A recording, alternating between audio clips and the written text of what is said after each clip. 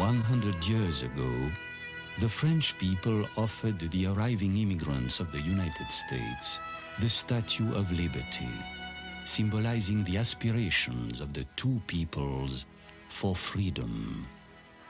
On the 100th anniversary of that event, when people arrive more frequently by air than by boat, Air France is offering to the people of New York and the United States a new gift as a token of friendship, esteem, and belief in freedom.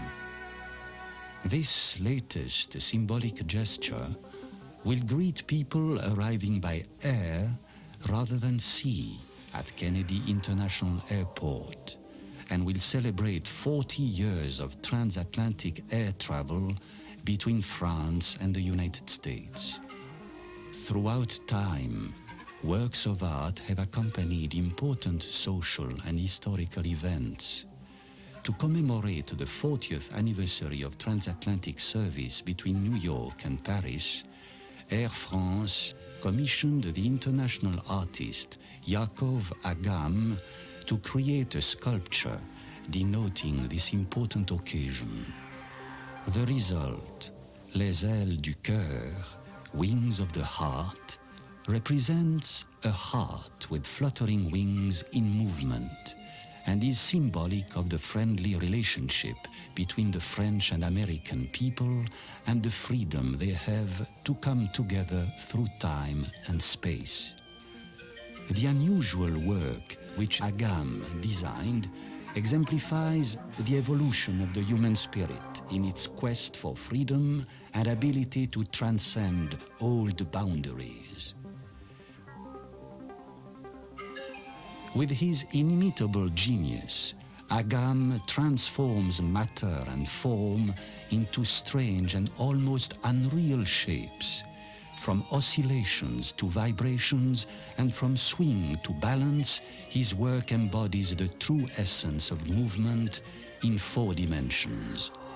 The sculpture is of polished steel, set on a mirrored platform and enclosed in an octagonal glass case. Approximate dimensions are 6 feet by 6 feet by 7 feet high. Perpetual movement of the individual pieces is generated by a built-in computer. All Agam's works incorporate the 4th dimension, time. They express the diversity of life, perpetual transformation, and imply the viewer's participation.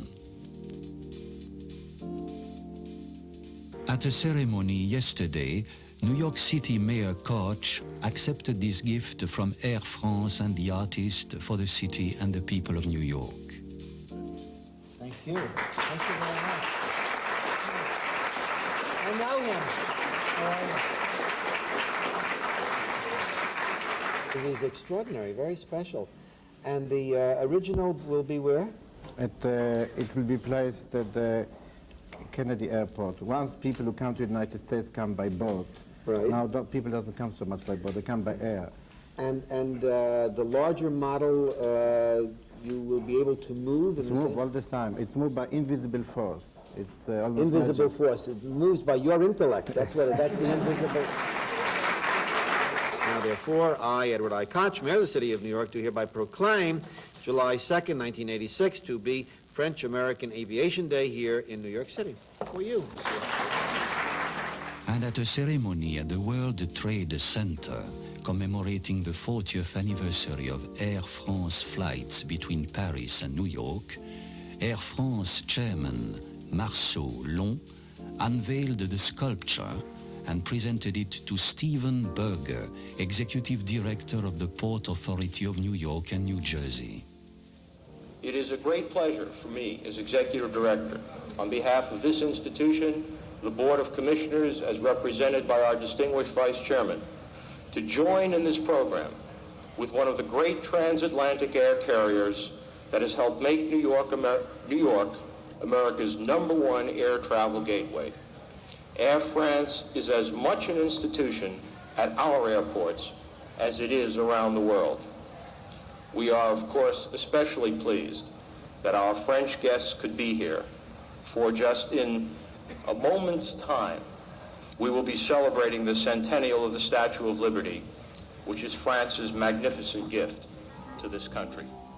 The sculpture, Les ailes du cœur, wings of the heart, will remain on display in the lobby of One World Trade Center through October, when it will be permanently installed at John F. Kennedy International Airport on the second level of the main lobby in the International Arrivals Building opposite the Flight Arrival Information display. Thus, at the two gateways to New York City, by sea and by air, arriving visitors will be greeted by symbols of Franco-American friendship and cooperation.